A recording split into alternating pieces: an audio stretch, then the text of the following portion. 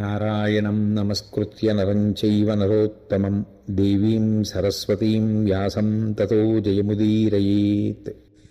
ఇక దానం చేసేటప్పుడు మాత్రం రెండు దోషములు రాకూడదు పార్వతి. అది చాలా జాగ్రత్తగా మనిషి గమనించుకోవాలి. ఏది అంటే చేయుటంతయు మేలైన చేసి పిదప వగచినట్టి దానము తను పొగడికొన్న దానవిధి నిష్ఫలంబులు కాన రెండు నుడుగు దాత మహాఫలమొందగాంచు.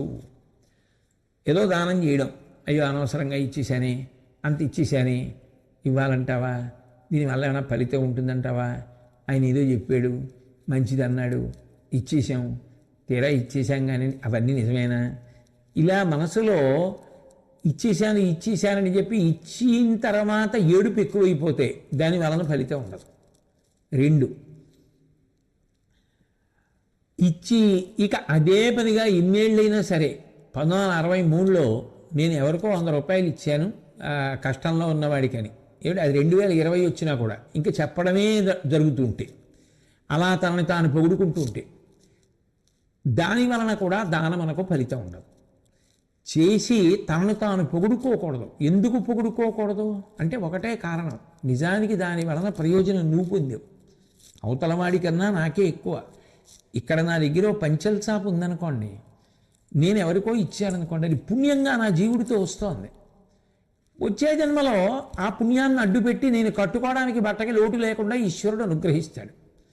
అది నేను అదే పనిగా చెప్పడం మొదలెట్టాను అనుకోండి, ఓ కొత్త పంచల చాపు నా దగ్గర ఉండడానికి వీలైన రీతిలో నేను ద్రవ్య సముపార్జన చేసి దాన్ని కొని ఇంట్లో పెట్టుకోవడానికి కావలసినటువంటి ఒక విభూతి నా యందు ప్రసరింపచేసి ఒక ఉద్యోగం ఇచ్చి డబ్బు వచ్చేట్టు చేసి పంచల చాపు కొని ఇంట్లో పెట్టి దాన్ని తీసుకోవడానికి కావలసినటువంటి ఒక వ్యక్తిని నా దగ్గరికి పంపించి ఆయన నారాయణ స్వరూపమైతే ఈ పంచ ఆయన పుచ్చుకుని నాకు పుణ్యాన్ని కట్టపెడితే దానికి నన్ను నేను పొగుడుకుంటుంటే ఇంకా దానికి ఫలితం ఎలా ఉంటుంది?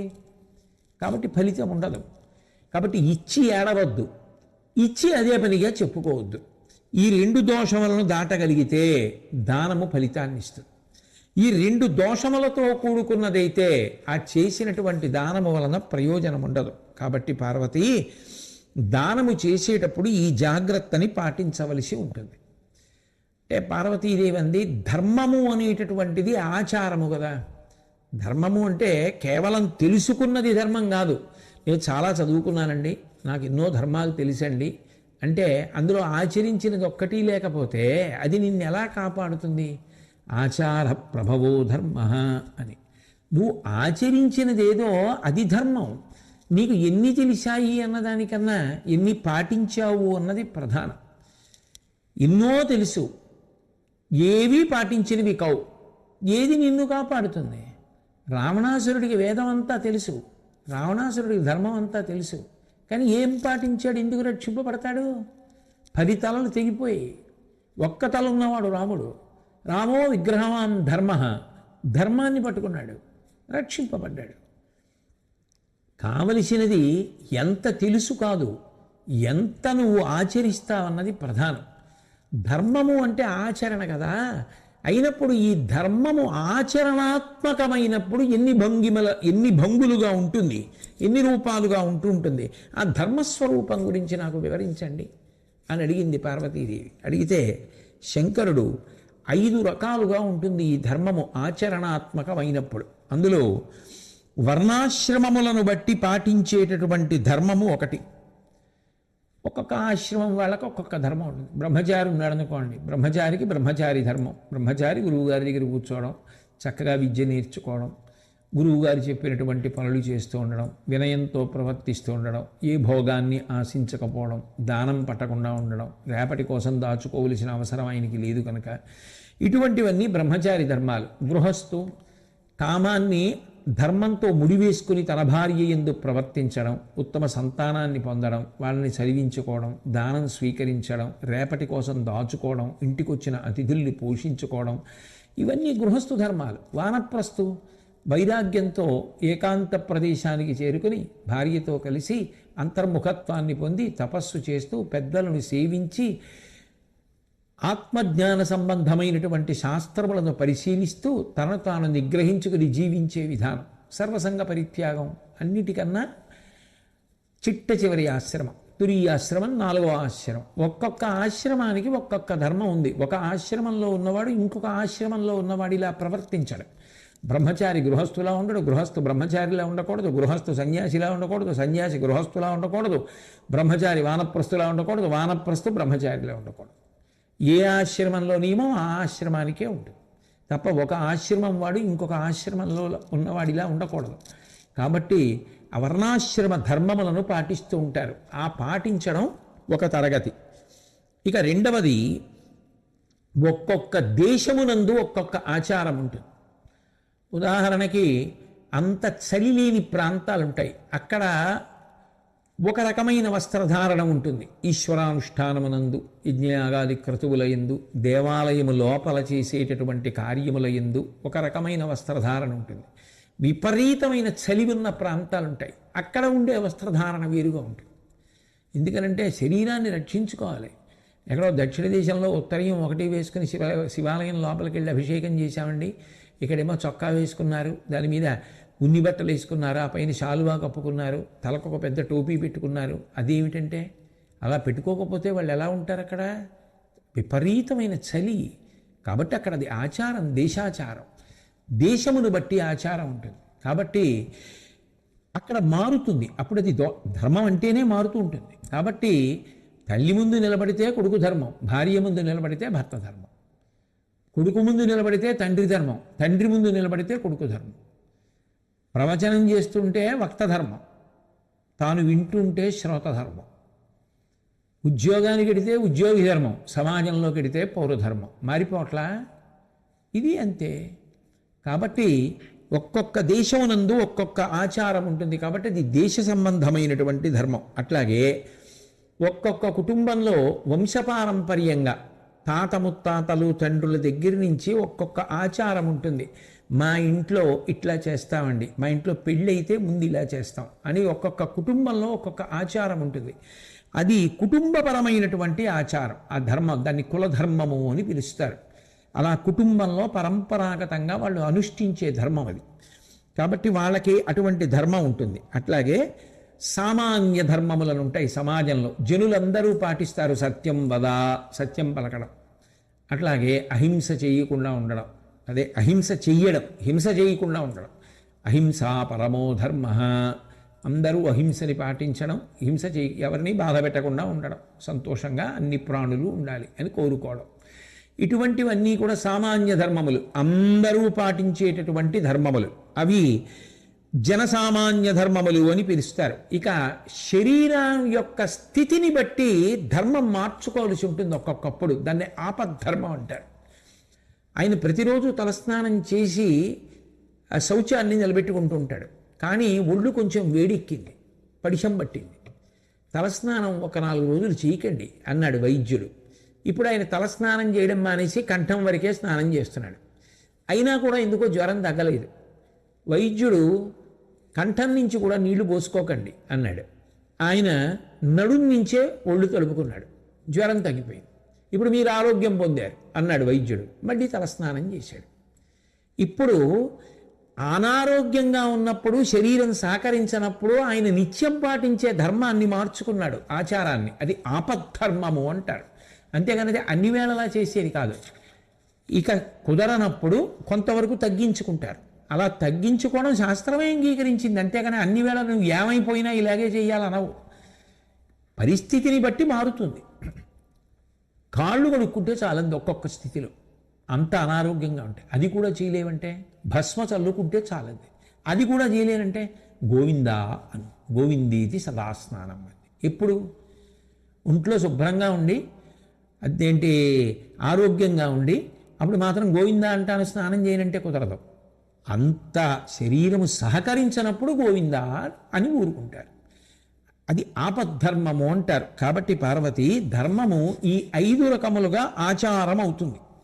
అంటే పార్వతీదేవి అడిగింది, వీళ్ళు స్వర్గాన్ని పొందుతారు, తప్పకుండా స్వర్గాన్ని పొందుతారు అని ఏ గుణముల చేత గమనించవచ్చు?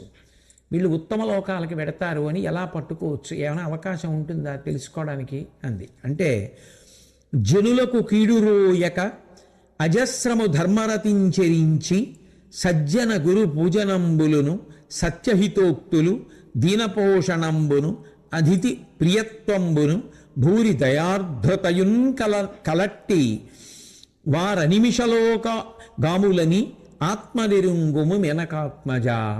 ఓ పార్వతి, ఎవరైతే ఇతరులకు అపకారం తలపెట్టకుండా ఉంటారో, చెయ్యగలిగితే ఉపకారం చేయడం, అంతేకాని అవతల వాళ్ళకి అపకారం చేద్దామన్న భావన పొందనటువంటి వాళ్ళు, ధర్మమునందు ఆసక్తి కలిగి ధర్మాచరణం చెయ్యాలనేటటువంటి తాపత్రయం ఉండి చెయ్యగలిగినంత మేర ధర్మాన్ని ఆచరిస్తూ తనకి ఎంత తెలుసో అంత ఆచరిస్తున్న వాళ్ళు, సత్పురుషుల్ని గురువుల్ని పూజించేటటువంటి లక్షణం ఉన్నవారు, సత్యముగాను హితముగాను మాట్లాడేటటువంటి వాళ్ళు. మాట్లాడడంలో ఉండవలసిన మొదటి లక్షణం సత్యమును పలకడం.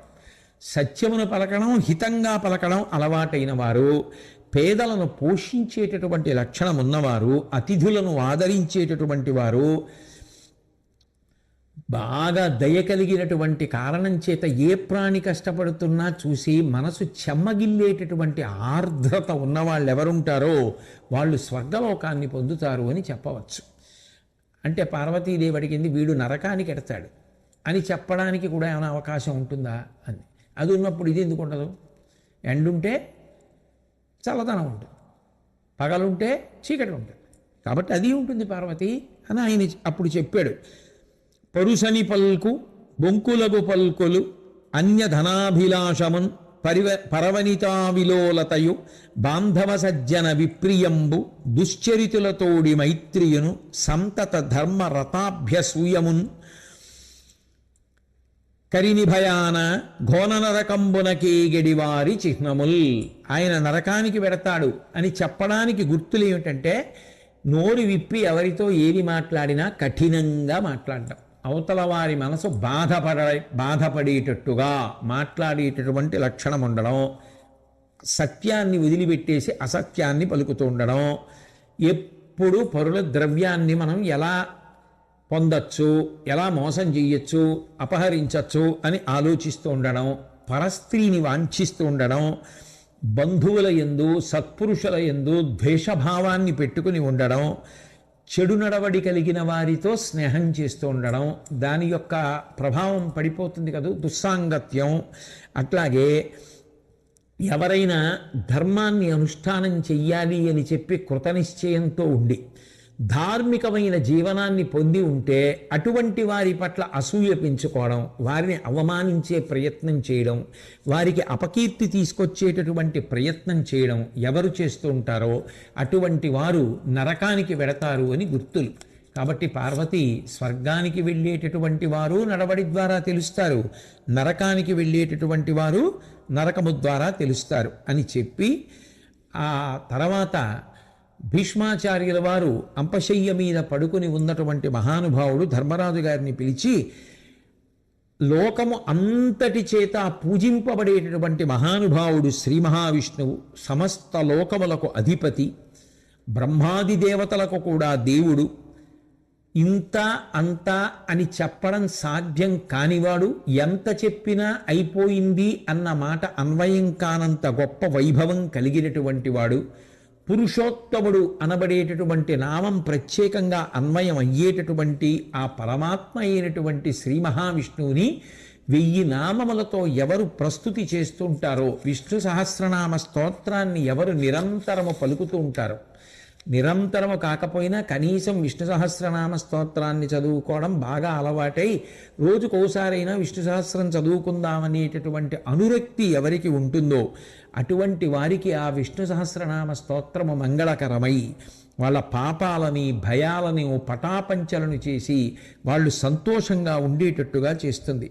కాబట్టి అటువంటి విష్ణు సహస్రనామ స్తోత్రం అందరూ కూడా నేర్చుకొని దాన్ని చదువుతూ ఉండడం అనేటటువంటిది మంచిది సుమా అని కంచి కామకోటి పీఠాధిపత్యం వహించిన మహాపురుషులు చంద్రశేఖరేంద్ర సరస్వతి మహాస్వామి వారు ఎప్పుడు ఎవరొచ్చినా విష్ణు సహస్రం చదవమనేవారు. దేవీ పాదాంభూజ పూజాపరత్వ అర్చాలౌల్య సంతతం చంద్రమౌళి పౌనఃపుణ్యం విష్ణు నామ్నాంచ పాఠ ఏకం చాసౌ బోధతే దేవతానాం.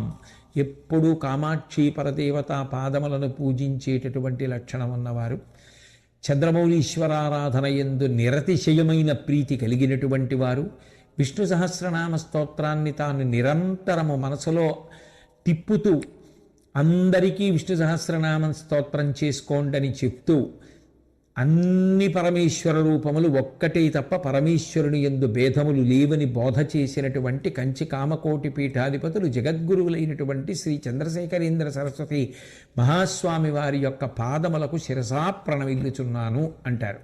కాబట్టి ఆ విష్ణు సహస్రనామ స్తోత్రం పరమాద్భుతము సుమ అని భీష్మాచార్యుల వారు ధర్మరాజు గారికి ఆ విష్ణు సహస్రనామ స్తోత్రాన్నంతటినీ కూడా చెప్పారు. అయితే తెలుగు భారతంలో అది ఇవ్వలేదు, కానీ సంస్కృత భారతంలో అనుశాసనిక పర్వంలోనే ఆ విష్ణు సహస్రనామ స్తోత్రం ఉంది. అది లోకంలో పరమప్రఖ్యాతి వహించినటువంటిది. ఎందరో ఇప్పటికీ కూడా ప్రతిరోజు విష్ణు సహస్రనామ స్తోత్రాన్ని చదువుతూ ఉంటారు. ఎవరు విష్ణు సహస్రనామ స్తోత్రాన్ని చదువుతాడో, వింటాడో, పారాయణ చేస్తాడో అటువంటి వ్యక్తి అపారమైనటువంటి కీర్తిని పొందుతాడు, తరగనటువంటి సంపదని పొందుతాడు. అట్లాగే గొప్ప గౌరవాన్ని, అతిశయాన్ని పొందుతాడు. గౌరవాతిశయములు అంటే 10 మంది చేత గుర్తింపబడి కీర్తివంతుడవడానికి కావలసినటువంటి మంచి పనులు చేయగలిగినటువంటి స్థితిని పొందుతాడు. భయాన్ని విడిచిపెట్టి సంతోషంగా ఉండగలుగుతాడు. సద్గుణములను పొందుతాడు. ఆయన చేసిన పాపములు ఏవైనా ఉంటే అవి తొలగిపోతాయి. అట్లాగే చిట్ట చివరికి ఆ విష్ణు సహస్రనామ స్తోత్ర పారాయణమే భగవంతుని యందు నిరతిశయ ప్రీతినిచ్చి ఉత్తమ కర్మలు చేయించి కర్మల యొక్క ఫలితంగా ఈశ్వరానుగ్రహము చేత జ్ఞానము కలిగి ఆ జ్ఞానము వలన మోక్షమును పొందడానికి కారణమవుతుంది. కాబట్టి విష్ణు సహస్రనామ వంటి దివ్యౌషధము లోకమునందు ఇంకొకటి ఉండదు. పరమేశ్వరుడు స్వరపీఠికని మనుష్యునికి ఇచ్చినందుకు అందరూ తప్పకుండా నేర్చుకుని చదవవలసినటువంటి పరమాద్భుతమైనటువంటి స్తోత్రము విష్ణు సహస్రనామ స్తోత్రమని అంపశయ్య మీద పడుకున్నటువంటి భీష్మాచార్యుల వారు ధర్మరాజు గారికి ఆ విష్ణు సహస్రనామ స్తోత్రాన్ని ఉపదేశం చేశారు. చేసిన తరువాత శ్రీకృష్ణ పరమాత్మ యొక్క వైభవాన్ని నాకు చెప్పమని ధర్మరాజు గారు అడిగితే భీష్మాచార్యుల వారు చెప్తున్నారు. ఏను కృష్ణునిరుంగుదు మనవేంద్ర ఎత్తె క్రీడావరాహమయ్యి ధరిత్రి ఇది యొకండును చెప్పగానేలా కృష్ణు లీల కాదే భూమ్యాది భూతాలి కలిగే. ఈ కృష్ణుడేను సుమా ధర్మరాజా ఒకానొకప్పుడు ఆదివరాహమూర్తి అయి తన యొక్క కోర మీద ఈ భూమిని అంతటినీ కూడా పైకి ఎత్తాడు. అంతేకాదు, నిజం చెప్పాలంటే ఈ పంచభూతములను సృష్టించినటువంటి మహానుభావుడు కూడా కృష్ణ పరమాత్మయే. బొడ్డు తామరయందొక్క పురుషుడుద్భవించునట్లుగా చేసి తద్విరచనా నిభమున నిఖిల చరాచర ప్రభవమయ్యే అరయ సామాన్యమే కృష్ణు పరమలీల. ఈ శ్రీకృష్ణ పరమాత్మయే శ్రీమన్నారాయణుడిగా పాలసముద్రంలో ఆదిశేషుడి మీద శయనించి ఉండగా ఆయన యొక్క నాభికమలంలోంచి ఉద్భవించినటువంటి 4 ముఖములు కలిగినటువంటి బ్రహ్మగారు ఈ శ్రీకృష్ణ పరమాత్మ ఇచ్చినటువంటి వేదములను ఆధారం చేసుకుని సృష్టికర్త అయి ఈ సృష్టి రచన అంతా చేశాడు. అటువంటి సృష్టికర్తనే కన్నటువంటి వాడు, ఈ సృష్టికంతటికి కారణమైన వాడు, స్థావర జంగమాదుల యొక్క పుట్టుకకంతటికి కారణమైనటువంటి వాడు, సమస్త మనకు మూలమైనటువంటి ఈ శ్రీకృష్ణ పరమాత్మ యొక్క వైభవాన్ని చెప్పడం ఎవరికి సాధ్యం అవుతుందయ్యా? విని మెత్తరి ధర్మంబులు ధనుజులచే బాధబొందు తత్సమయమునం జనించి అద్దురాత్ముల దునుమున్ కృష్ణుండు ధర్మధుర్యుల కాచున్. ఎప్పుడెప్పుడు ధర్మము రాక్షసుల చేత ఇబ్బందులకు లోనవుతుందో, ఎవరెవరు ధర్మ విరోధులు ఎక్కువైపోతుంటారో ఆయా కాలమునందు ఈయన అవతార స్వీకారం చేసి భూమి మీదకి ఒక రూపంతో వచ్చి ధర్మాన్ని పాడు చెయ్యాలనుకుంటున్నటువంటి వారిని సంహరించి ధర్మాన్ని నిలబెడుతుంటాడు. ధర్మ సంరక్షకుడయా ఈ శ్రీకృష్ణ పరమాత్మ అని చెప్పి ఆయనే పరమేశ్వరుడు, ఆయనే దిక్పాల స్వరూపుడు, ఆయనే అఖిలాండకోటి బ్రహ్మాండ నాయకుడు, ఆయనే కాలము, ఆయనే భూతకాలము, ఆయనే భవిష్యత్ కాలము, ఆయనే వర్తమాన కాలము, ఆయనే అన్ని దిక్కులు అయి ఉన్నాడు. ఆయన కానిదేదీ లేదు. నిజానికి అంతర్బహిష్య తత్సర్వం వ్యాప్య నారాయణ స్థిత. చూసేదాంట్లో, వినేదాంట్లో, లోపల బయట అంతా పరివ్యాప్తమై వ్యాపకత్వము చేత విష్ణువు అని పేరు పొందినటువంటి ఆ పరమేశ్వర తత్వము ఒక రూపంతో ఘనీభవించి మన ముందు నిలబడితే అది శ్రీకృష్ణ పరమాత్మ. నిరతిశయ ఆనంద ఘనము, అటువంటి మహానుభావుడయ్యా ఈ శ్రీకృష్ణ పరమాత్మ. ఆయన యజ్ఞస్వరూపుడు. ఆయనకి వేదములలో చెప్పబడినటువంటి మంత్రములను స్వరయుక్తంగా పలుకుతూ ఇచ్చినటువంటి హవిస్సులను స్వీకరించి ఆ యాగ నిర్వాహకులందరికీ కూడా శుభ పరంపరలను ఇస్తాడు. తద్వారా లోక కళ్యాణమునకు చేసినటువంటి యజమానికి ఉత్తమ లోక ప్రాప్తికి ఈప్సిత సిద్ధికి కారణమవుతున్నాడు. కాబట్టి యజ్ఞభోక్త అంతటి మహానుభావుడు. వేదములు పరబ్రహ్మము అని నిర్ణయించినటువంటి మహానుభావుడు ఈ శ్రీకృష్ణ పరమాత్మయే. ఆయన మన కన్నుల ముందు కనపడేటట్టుగా ఇలా నిలబడడం, మనం చూడగలగడం మనం చేసుకున్నటువంటి అదృష్టం. అంతటి మహానుభావుడు అని చెప్పి ఆ కృష్ణ పరమాత్మ యొక్క వైభవాన్ని వర్ణించాడు. వర్ణించిన తరువాత శ్రీకృష్ణ పరమాత్మ ఆ ధర్మరాజు గారికి కొన్ని విశేషములను వివరించాడు. భీష్మాచార్యుల వారు ధర్మరాజు గారికి ఎలా చెప్పారో అలాగే శ్రీకృష్ణ పరమాత్మ స్వయంగా కొన్ని చెప్పాడు.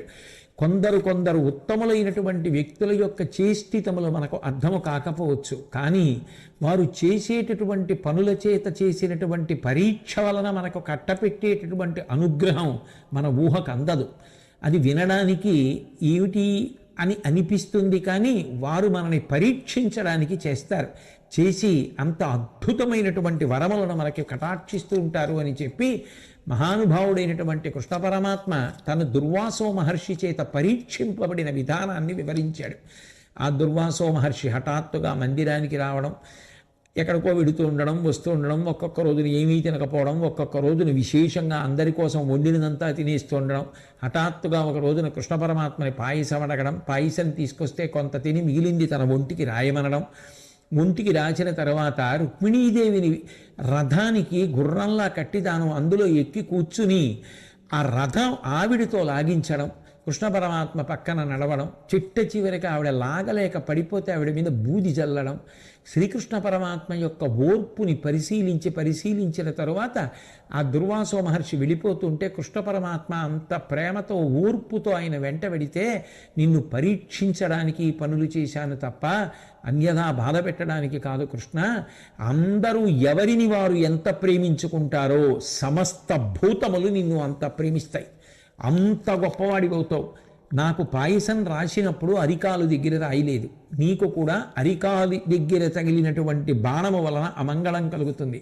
అది కూడా ఒక గొప్ప ప్రయోజనానికి కారణమవుతుంది తప్ప అది నీ యందు అన్యథా అన్వయమయ్యేటటువంటి అవకాశం లేదని ఆ దుర్వాసో మహర్షి నాకు వరం ఇచ్చారు అని చెప్పి అనుగ్రహించి ఆశీర్వదించారని. మహాత్ముల యొక్క నడవడి చాలా విచిత్రంగా ఉంటుంది, అందేది కాదు అని తాను దుర్వాసో మహర్షి చేత అనుగ్రహింపబడినటువంటి విధానాన్ని అంతటినీ కూడా ఆ శ్రీకృష్ణ పరమాత్మ ధర్మరాజు గారికి వివరించాడు. వివరించిన తర్వాత కృష్ణుడు ధర్మరాజు గారితోటి అందరూ తెలుసుకోవలసినటువంటి పరమాద్భుతమైనటువంటి శివనామములు కొన్ని ఉన్నాయి. ఆ శివనామములను తెలుసుకున్నటువంటి కారణం చేత, శివారాధన చేత గొప్ప మంగళములు జరుగుతాయని భీష్ముడు విష్ణు సహస్రనామ స్తోత్రాన్ని చెప్తే శ్రీకృష్ణ పరమాత్మ శివనామములను చెప్తున్నాడు. అంటే ఇద్దరి మధ్య ఏ భేదము ఉండడానికి ఇంతకన్నా ఉండదు అనడానికి ఇంతకన్నా ప్రబలతార్కాణం ఉంటుంది. శివకేశవుల మధ్య ఏ భేదము ఉండదు సుమా అనడానికి పక్కనే అనుశాసనిక పర్వంలో జరిగినటువంటి ఈ ఘటనలు పరమ ప్రాముఖ్యత కలిగినటువంటివి. శ్రీకృష్ణ పరమాత్మ ధర్మరాజు గారితో మాట్లాడుతూ ఆ పరమేశ్వరుడు మహత్తరమైనటువంటి ఐశ్వర్యంతో విరాజిల్లుతూ ఉంటాడు. ఆయన యొక్క ఐశ్వర్యము ఇంత అంతా అని చెప్పగలిగినటువంటి వాడు లోకంలో ఎవడూ లేడు. ఆయన గొప్పతనాన్ని వర్ణించడం కూడా ఎవరికీ సాధ్యం కాదు. అందుకే ఆయన మహేశ్వరుడు అని కీర్తింపబడ్డాడు. అట్లాగే ఆయన యొక్క భీకరత్వం, ఆయనే కానీ భీకర రూపాన్ని ధరించవలసి వస్తే ఆ రూపమే చాలు. కాబట్టి అటువంటి భీకర రూపాన్ని, విశేషమైనటువంటి పరాక్రమాన్ని పొంది ఉన్నవాడు కాబట్టి రుద్రుడు అని పిలుస్తారు. అట్లాగే సమాజంలో అందరూ ఆయన పాదములు పట్టి ఆయన పూజ చేస్తూనే ఉంటారు. ఎందుకంటే ఆయన యొక్క పూజ చేయనివాడు, ఆయన నామము చెప్పనివాడు, ఆయన అనుగ్రహము పొందనివాడు ఉండడు. దేవతా రూపములన్నిటిలోకి చాలా గొప్పవాడు కాబట్టి అందరి చేత కీర్తింపబడి ఆశ్రయింపబడతాడు కాబట్టి ఆయనకి మహాదేవుడు అని పేరొచ్చింది. అట్లాగే ఉత్తమమైన కర్మలు చేసేటటువంటి వారికి ఆ కర్మల యొక్క ఫలితాల్ని శుభాల రూపంలో ఇస్తూ ఉంటాడు కాబట్టి ఆయనకి శివుడు అని పేరు వచ్చింది. అట్లాగే గొప్ప కాంతితో ఆయన వెలిగిపోతూ ఉంటాడు కాబట్టి అపారమైనటువంటి కాంతి రూపుడు, చిత్ ఆ ప్రకాశం దివ్ అలా వెలిగిపోతున్నటువంటి రూపం కాబట్టి ఆయన స్థానుడు అని పిలువబడుతున్నాడు. అట్లాగే సకల చరాచర ప్రపంచము, కదిలేవి కదలనివి అన్ని ప్రాణులు కూడా ఆయన యొక్క రూపమునందే ఉన్నాయి కాబట్టి ఆయన కానిది లోకంలో ఏదీ లేదు. ఆ పాతాళ నభస్థలాంత భవన బ్రహ్మాండమా విస్ఫుర జ్యోతిస్ఫాటికలింగమౌళి విలసత్పూర్ణేందువంతామృతై అస్తోకప్లుతమేకమీశమనిశం రుద్రానువాకాన్ జపన్ ధ్యాయే తీప్సిత సిద్ధయే ధ్రువపదం విప్రోభిషించేచ్చివం బ్రహ్మాండ వ్యాప్తదేహాభసిత హిమరుచాభాసమానా భుజంగై కంఠే కాళాః కపర్దాః కలిత శశికలాశ్చండ కోదండహస్తాః ద్రక్షా రుద్రాక్షమాలా సలలితమపుష సంభవా మూర్తిభేదాః రుద్రాశ్రీ రుద్రసూక్త ప్రకటిత విభవాన ప్రయచ్చస్తు సౌఖ్యం అంటారు కదూ. అందుకని లోకంలో ఉండేటటువంటి సమస్త ప్రాణుల యొక్క రూపములు శంకరుని యొక్క రూపములే కాబట్టి ఆయనకి బహురూపుడు అని పేరు కలిగింది. అలాగే ఆయన ఆ గౌరీపతి, ఆ పరమేశ్వరుడు, ఆ శంకరుడి యొక్క శరీరము నుంచి విశ్వలు అనబడేటటువంటి దేవతలు జన్మించారు. అందుకని ఆయనకి విశ్వరూపుడు అని పేరు కలిగింది. అట్లాగే అనంత నేత్రములతో ప్రకాశిస్తూ ఉంటాడు ఆయన. అనంత నేత్రములతో ప్రకాశిస్తూ ఎవరు ఏది చేసినా మనసుతో చేసినా పట్టుకోగలడు. అటువంటి వాడు కాబట్టి ఆయన సర్వతశ్చక్షువు అన్న పేరుతో కీర్తింపబడుతున్నాడు. జీవులందరూ పశువులు. పశువు అంటే పాశము చేత కట్టబడుతుంది. జన్మ రాట, పాశము కర్మ, కర్మ అనబడేటటువంటి పాశము చేత జన్మ అన్న రాటకి ఒకవైపు కట్టబడి కంఠమునందు కర్మపాశము తగిలించుకొని కర్మ ఫలితములను అనుభవిస్తూ ఉంటారు కాబట్టి జీవులందరూ పశువులే. ఈ పశువులన్నిటికీ ఆయన పతి. ఆ కర్మబంధనములు తెగిపోతే ఈ పశువులన్నీ పశుపతి యందు ఐక్యమైపోతాయి. కాబట్టి పరమాత్మ స్వరూపుడై పశువులకు పతి అయి ఉంటాడు కాబట్టి ఆయనకి పశుపతి అని పేరు.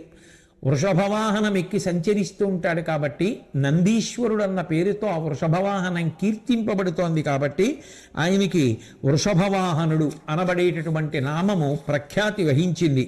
ఇలా శంకరుడికి అద్భుతమైనటువంటి నామాలున్నాయి.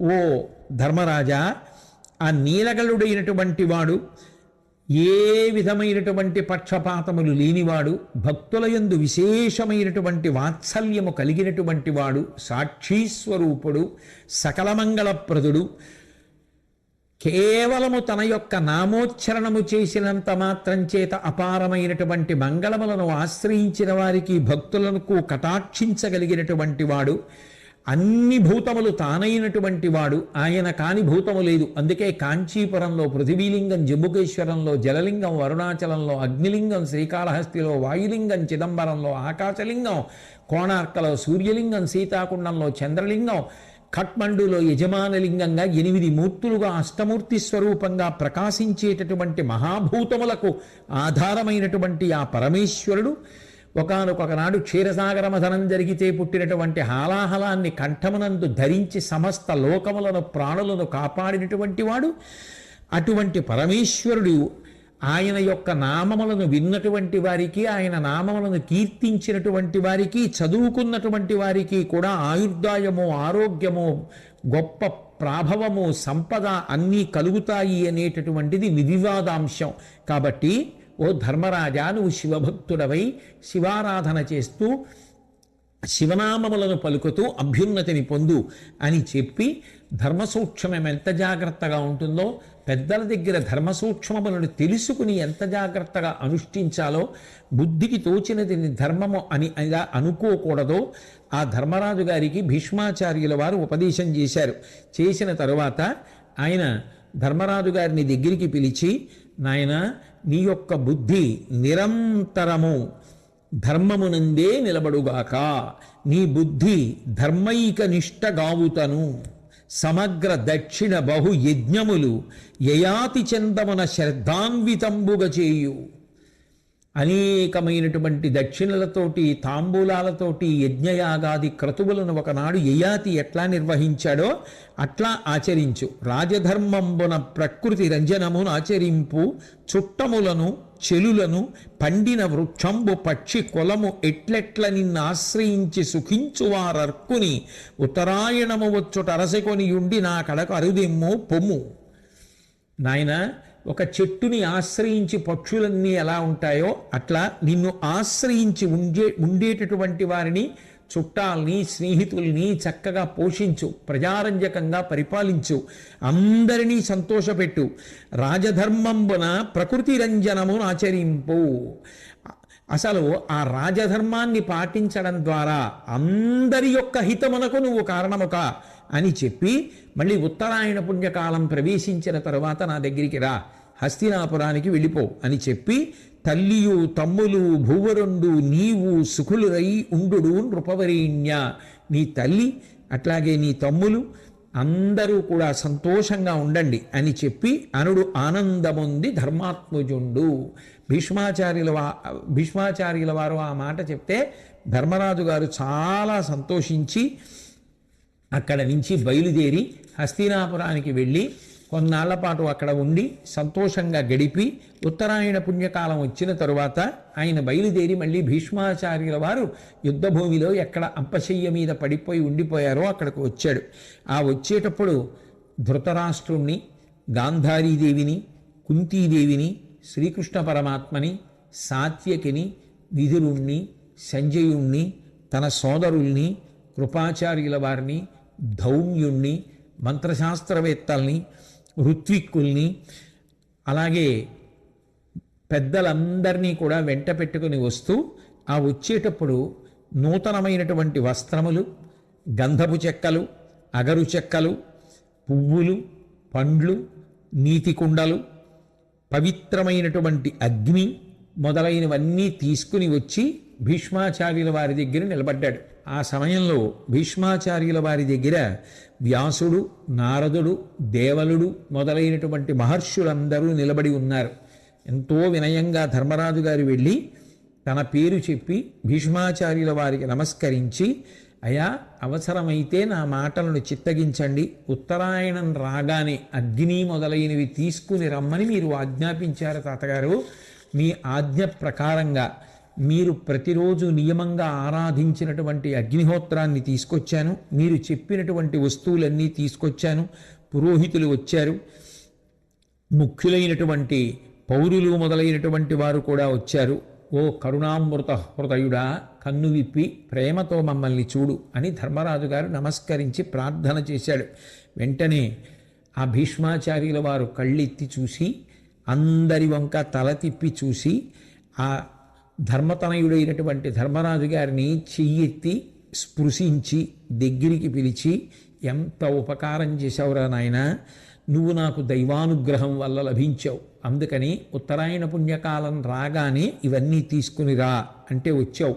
నువ్వు ఇట్లా రావడం నాకు ఎంతో సంతోషాన్ని ఇచ్చింది. ఇన్నాళ్ళ నుంచి బాణ పంజరం మీద ఉన్నారు మహానుభావుడు, ఆయన ఇక శరీరాన్ని విడిచిపెట్టేయవలసినటువంటి సమయం ఆసన్నమైపోయింది అని ధృతరాష్ట్రుడి వంక తిరిగి, వీరిన్ పరిపాలింపు వీరల శుశ్రూష చిత్తవృత్తి ముదమునన్ కూరగా ధర్మసుతునిపై కారుణ్యము కలిగి పనులు గరపము నిమ్మిన్. ఓ ధృతరాష్ట్ర, ఈ ధర్మరాజుకి నీ మీద విశేషమైనటువంటి ప్రేమ, చక్కగా ఈ పాండవుల్ని పరిపాలించు. నీ హృదయం ఆహ్లాదంతో సంతోషంగా నిండి ఉండగా ఈ ధర్మరాజుని, ఆ ధర్మరాజు తమ్ముళ్ళని, నీ యొక్క కడుపున పుట్టిన సొంత బిడ్డల్ని ఎలా చూస్తావో అలా చూడు, ధర్మరాజు మీద ఎప్పుడూ ప్రేమతో ఉండు అని కర్తవ్యాన్ని బోధ చేసినటువంటి వాడై వీళ్ల పట్ల ప్రేమతో ఉండు అని ధృతరాష్ట్రుడికి చెప్పి కృష్ణ పరమాత్మ వంక చూసి నమస్కరించి, దేవదేవా, జీవాత్మక, దేవవంద్య, శంఖచక్ర గదా పద్మచారుహస్త, వాసుదేవ, త్రివిక్రమ, వరద, పరమపురుష, ప్రణతి యునర్చద కరుణచూడు. ఆ కృష్ణ పరమాత్మని పరమ సంతోషంతో ఆ కన్నులు విప్పి చూసి ఆనందంతో వరసగా నామాలు పెట్టి పిలుస్తూ, ఓ దేవదేవా, జీవాత్మకుడా, దేవతల చేత నమస్కరింపబడేవాడా, శంఖచక్ర గదా పద్మములను 4 చేతులలో ధరించినవాడా, వాసుదేవ, త్రివిక్రమ, వరద, పరమపురుష అని ఆయనకి నమస్కారం చేసి నిన్ను స్తోత్రం చేస్తున్నాను, నన్ను దయతో చూడు అని భీష్మాచార్యుల వారు ఆ కృష్ణ పరమాత్మ వంక చూసి, బలము నీవ నాకు భక్తుండనీయడ, ఆలుబిడ్డలీని ఎట్టివాడ, కావునన్ను అధిక కారుణ్యమున ఇమ్మనుజ్ఞ, కమలదళ మనోజ్ఞ నయన. ఓ కృష్ణ పరమాత్మ, నువ్వే నాకు బలం, నేను నీకు భక్తుణ్ణి, కాబట్టి నన్ను నువ్వు దయతో చూడు. నాకు భార్య లేదు, బిడ్డలు లేరు, ఆజన్మ బ్రహ్మచారిని. నా శరీరాన్ని విడిచిపెట్టేయడానికి నువ్వు అనుమతి కటాక్షించు. నువ్వు అనుమతి కటాక్షిస్తే నేను శరీరాన్ని వదిలిపెట్టేస్తాను. పాండవులకు నువ్వే దిక్కుసుమా, వారిని దయతో ఎప్పుడూ కాపాడుతుండు. నేను చెప్పగలిగినంత చెప్పాను ఆ దుర్యోధనుడికి. పాండవులతో సఖ్యంగా బ్రతుకు, రాజ్యాన్ని విభాగం చేసుకుని సంధి చేసుకుని జీవించని చెప్పాను. ఆ దుర్యోధనుడు వినలేదు. పెద్ద విపత్తు ఏర్పడింది, యుద్ధం వచ్చింది, ఎందరో మడిచిపోయారు. అయినా వాడు మాట వినలేదు. కానీ నాకొక్క మాట మాత్రం తెలుసు, ధర్మ సంస్థాపనార్థం నువ్వు అవతరిస్తూ ఉంటావు, నరనారాయణులే నువ్వు అర్జునుడుగా వచ్చారు అని, లీలామానుష రూపంలో ఉన్నారు అని చెప్పి పరాశరపుత్రుడైనటువంటి వ్యాస భగవానుడు చెప్పగా, అట్లాగే మహానుభావుడైనటువంటి నారద మహర్షి చెప్పగా, ఇత పూర్వం నేను విని ఉన్నాను అని అంటే, కృష్ణ పరమాత్మ ఆ భీష్మాచార్యుల వారి వంక చూసి, కీడొకప్పుడు లేదు, కృతపుణ్యుడవు, తండ్రి వలని భక్తి పెంపుగలవు, దానకాదే బంటుబోలెగాంగేయ, మృత్యువుని వశమున నిలిచే నిర్భరముగా.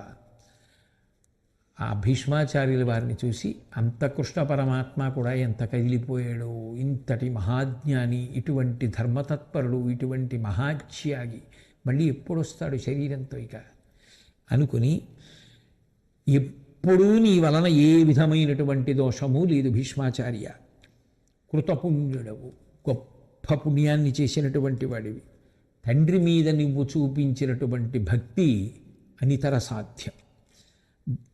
లోకంలో మృత్యువుని చూసి అందరూ భయపడిపోతారు. మృత్యువు నీ దగ్గర చేతులు కట్టుకుని నించుంది, శరీరం వదిలిపెడతాను అని నువ్వంటే తప్ప మృత్యువు పట్టుకోలేదు. లోకంలో ఎవరైనా ఉన్నారయ్యా? నీ దగ్గర దాసుడు ఎలా నిలబడతాడో అలా నిలబడింది మృత్యువు. ఇంతకన్నా గొప్పతనం ఏముంటుందయ్యా? మృత్యువు నీ వశమున నిలిచే నిర్భరముగా, గ్రసించడానికి వీలు లేక నువ్వు చెప్పే వరకు అలా నిలబడింది. ఎంత గొప్పవాడివి, అనుమతిస్తున్నాను, నువ్వు శరీరాన్ని విడిచిపెట్టేయవచ్చు అని శ్రీకృష్ణ పరమాత్మ అనుమతించిన తరువాత ఆయన వెంటనే అక్కడ ఉన్నవారందరినీ కూడా ఒకసారి కౌగలించుకొని, తాను ఇత పూర్వం రాజులను జయించి తీసుకొచ్చినటువంటి గొప్ప ధనరాశుల్ని, బంగారాన్ని అంతటినీ కూడా బ్రాహ్మణులను పిలిచి వాళ్ళకి దానం చేసేసి, ఆ వచ్చినటువంటి ధర్మరాజును చూసి, ఓ వత్స, వీరు పూజ్యులు, వీరికి ఎప్పుడూ కూడా దానాదులను చేసి ఋత్విక్కులు, గురువులు, వృద్ధులు ఇటువంటి వారిని ఆరాధించి వారి ఆశీర్వచన బలం చేత నువ్వు వృద్ధిలోకి రా అని ఆఖరి మాటలు చెప్పి, తన యొక్క యోగ ధారణ చేత చిత్తమును నిగ్రహించి ప్రాణవాయువులన్నింటినీ కూడా నిరోధించాడు ఆయన. నిరోధిస్తే ఆ ప్రాణవాయువు క్రమంగా ఆ మూర్ధన్య స్థానము దగ్గరికి, బ్రహ్మస్థానం దగ్గరికి చేరుకుంది. చేరుకున్న తర్వాత ఆయన ఒక్కొక్క అవయవం దగ్గర నుంచి ప్రాణమును వెనక్కి లాగేస్తుంటే, ఆ ప్రాణములన్నీ కూడా వెనక్కి వచ్చేస్తుంటే, ఒక్కొక్క అవయవం దగ్గర నుంచి యోగశక్తి చేత లాగేస్తుంటే శల్యరహితములైపోయాయి ఆయా స్థానములన్నీ. చిట్ట చివరికి ఆ వాయువుని, ఆ బ్రహ్మస్థానాన్ని భేదించి పైకి వెళ్ళిపోయేటట్టుగా చేసి, చుట్టూ నిలబడి ఉన్నటువంటి అందరూ చూస్తుండగా ఆయనలోంచి ఒక దివ్య జ్యోతి బయల్వెడలి ఆకాశంలోకి వెళ్ళి ఆ తర్వాత అంతర్ధానమైపోయింది. వెంటనే ఆ మహనీయుడు స్వర్గాన్ని చేరిపోయాడు అని చెప్పి పైనుంచి దేవతలందరూ కూడా పుష్పవృష్టి కురిపించారు. దేవదుందుబులు మోగే. వెంటనే ధర్మరాజు గారు, ఆయన సోదరులు అట్లాగే యూయుత్సుడు మొదలైనటువంటి వారు ఆ చందనపు చెక్కలతోటి చితిని పేర్చి ఆయన శరీరానికి గంగానదీ జలాలతో స్నానం చేయించి పట్టుబట్టలు చుట్టి పూలదండలు వేసి ఆభరణాలతో అలంకరించి సామవేద పఠనం జరుగుతుండగా అక్కడ ఉన్నటువంటి బ్రాహ్మణ సమూహానికి ఎన్నో మణులు బంగారము మొదలైనటువంటివి దానం చేశారు. భీష్మాచార్యుల వారి యొక్క శవాన్ని తలకట్టున నకుల సహదేవులు పట్టుకున్నారు, కాళ్ళ కట్టున ధర్మరాజు గారు ఆ ధృతరాష్ట్రుడు పట్టుకుని ఆ పాడె మీద పెట్టి మోస్తూ తీసుకుని వెళ్ళి గంగానదీ తీరంలో ధౌమ్యుడు కర్మకాండ జరిపిస్తుండగా యూయుత్సుడు గొడుగు పట్టగా భీమార్జునులు వింజామరలు వీస్తుండగా తీసుకెళ్ళి ఆ అగ్నికి వేద విహితంగా ఆహుతి చేసేశారు. ఆ చితాగ్ని గగన ప్రాంతం అంతా కూడా కమ్ముకుంది. ఆ తర్వాత అందరూ అప్రదక్షిణంగా తిరిగి తమ తమ ఇళ్లకు వెళ్ళిపోయారు. వెళ్ళిపోయిన తర్వాత గంగాదేవి, ఇంతటి నాకు కుమారుడిగా జన్మించాడు, ఇన్ని ధర్మములు చెప్పాడు, ఇంత త్యాగమయమైనటువంటి జీవితాన్ని గడిపాడని ఆవిడ ఎంతో బాధపడుతుంటే శ్రీకృష్ణ పరమాత్మ ఆ గంగాదేవిని ఓదార్చారు. వ్యాసమహర్షి కూడా ఓదార్చారు. అటువంటి మహానుభావుడైనటువంటి భీష్మాచార్యుడు శాంతి పర్వంలో, అనుశాసనిక పర్వంలో ధర్మరాజు గారిని అడ్డుపెట్టి ఎన్నో విషయములను, తత్వ సంబంధమైన విషయములు, అట్లాగే ఆచరణాత్మకమైనటువంటి ధర్మానికి సంబంధించినటువంటి విషయములు చెప్పి ధర్మరాజు గారికి శాంతి కలిగేటట్టు, తదనంతరము జనులందరూ తెలుసుకొని అనుష్ఠాన పర్యంతంలోకి తెచ్చుకొని తరించడానికి వీలైనటువంటి ఎన్నో విషయములను చెప్పినటువంటి వాడై ఆయన తన సహజ స్థానమైనటువంటి వసువులలోకి చేరిపోయాడు.